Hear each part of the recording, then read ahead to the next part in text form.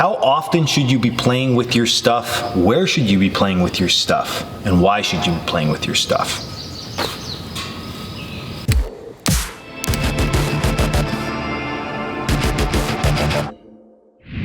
What's up guys, Dan here, Coalcracker. So we're talking about playing with your gear, your survival gear, your bushcraft gear, your get home style bags. Even if you're into tactical stuff, playing with your tactical gear, all super important. And there's a couple reasons for that. Number one, it's just fun, right? We don't always in life get time to do exactly what we want to do. We have other obligations.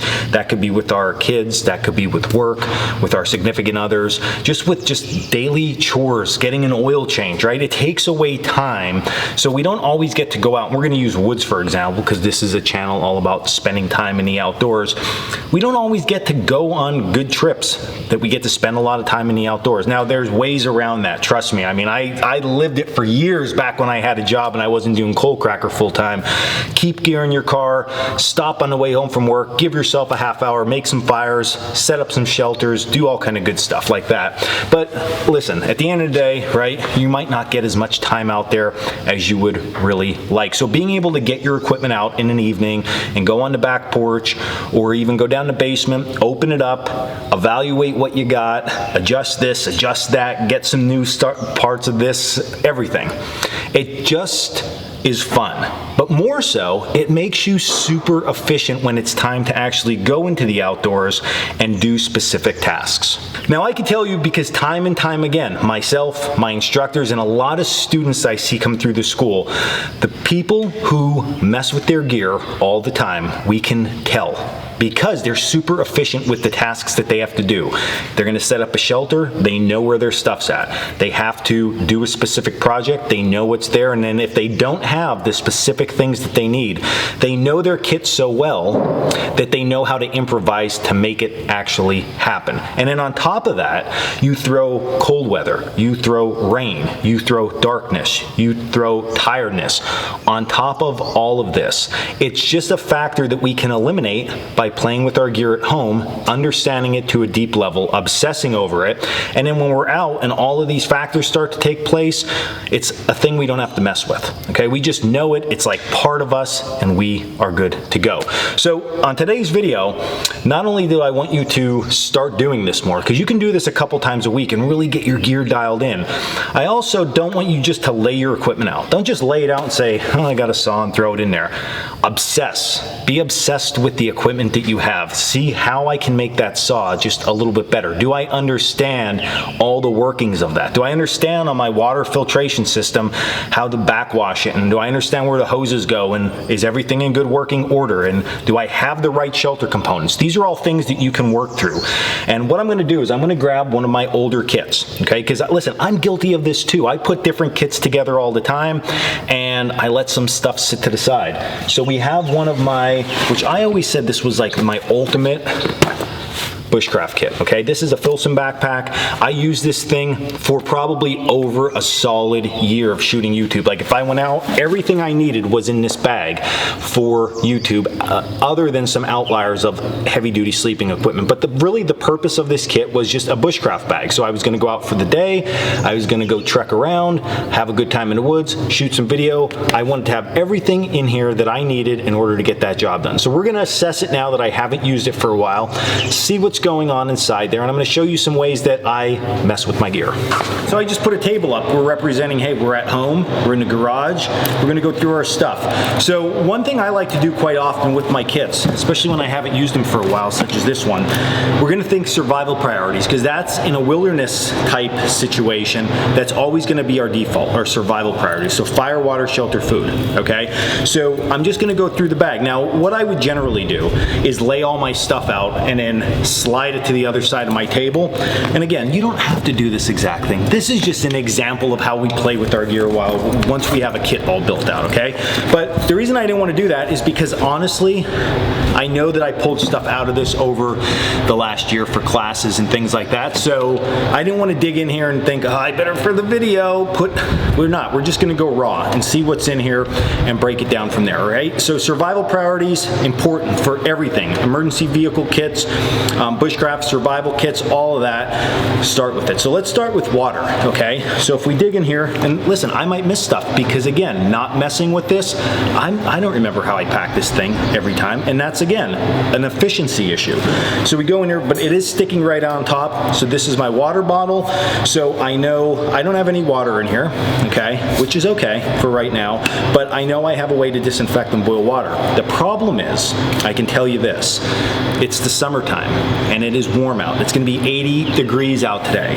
I'm not gonna wanna boil water. So, what's some options? Well, I can carry a water filtration system. I know I got one, but it's not here. So maybe I write in my notebook, hey, like carry a Grail. Maybe that's an option. Or, because I'm just hung on this recently, right? We're just gonna go some plastic bottles. So this is the Hydro Wide. I can add maybe 1 or 2 extra of those. And I would be happy with that overall.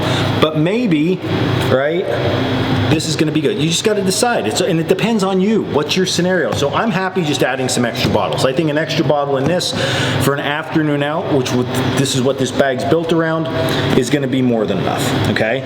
Food, I know there's no food in here, okay? So that might be another notepad, right? Write down, hey, what's a good idea, like some food ideas. If I don't know, YouTube, great resource, right? We can research that. I'm like a protein bar, Cliff Bar kind of guy. Maybe add some in, maybe not. Maybe it's the day of type of thing, add it in, but I don't have any food. Then we think shelters. So for a shelter type component, what we're looking at is the T60, which I knew I had in here. So I think, hey, from a day standpoint, okay, again, I'm using like right now, this scenario, the only time I'd really be using this is a rainstorm, okay? If it is raining, actively raining out, okay, the chances I'm gonna be out, very low.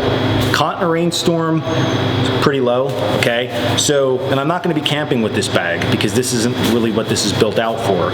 So this is enough, okay? But do I need other things? Like this is, again, this is how I break this down in my head. I'm like, well, I see this because it's sticking out my face. I have a big gum blanket in here. So like right now for me, what I'm doing with this kit, I'm like gonna eliminate this because of the fact it's just extra weight. And it would work really good if I had wet ground, I was gonna be on wet ground and filming on wet ground and sleeping on wet ground in an emergency, but that's not, right now I don't feel I need that. So it's like, we'll push it off to the side, right? And then we just build from there. So do I have anything for warmth? No, I don't have a blanket, I don't have a sleeping bag in here. But again, my purpose of this, like I'm evaluating it, right? Now let's just break into some other things. So you see how we're doing this, right? Fire. Fire is a big one. This is my fire kit.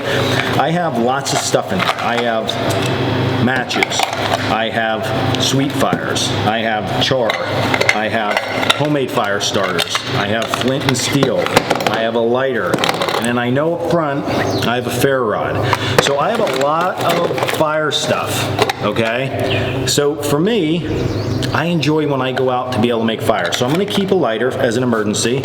My homemade stuff, again, that's like my emergency stuff.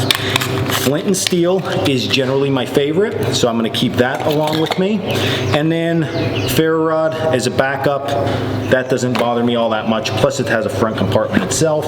So like the actual strikeable match stuff, right, they're great additions. I'm not saying don't carry them, but for me, for this kit, I'm okay putting that out. It lightened up my fire kit, and I'm gonna be a happy camper. And then we just continue along like that. So I might look like, hey, I got a knife. Is this the actual knife I want? This was one of my grandfather's older ones, just as like a backup style knife. Keep this tucked in. Okay, and I'm okay with that knife overall. And then I have my repair stuff. I would go through this. And then you're also looking at things while you go through here, like, for example, my saw, right? If it didn't have a lanyard on it, should it have a lanyard? Like this lanyard is all ripped apart, time to replace that. Like we're really getting into here. Should I put leather pull? I have leather pulls on this, right? So this works really nice with big heavy gloves on in the winter. Maybe it came without pulls. Are we gonna put pulls on? And I know, listen, this is all like, Dan, you're OCD. But I am efficient with this stuff. When I work through this system and I have exactly what I want and I repack it, and then in a day or two I bring it back out and I think of a new scenario, right? I think, okay, I'm going out and and I'm gonna stay for a night. Is this really gonna change that much? Like where I'm at right now in my life, the skill set I have in my life, the things I enjoy to do when I'm out there, I'm gonna say probably not much. So maybe it's just add a wool blanket to the bottom and everything else is good. Like, so this constant obsession with our equipment builds efficiency, it gives us a fun thing to do at home, and I think it's really important, and that's why we're making a video on it.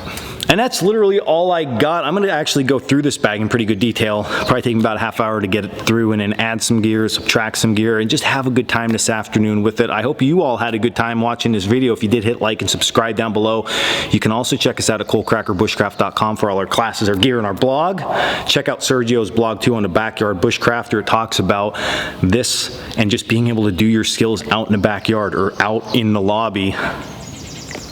No, not out in the lobby of your apartment complex. I don't know what you would call that because I live out in a rural environment. Maybe like the courtyard or whatever. You can tie knots and just have a good time out there. But get out, use your gear, play with your gear at home, and until the next video, stay in the woods.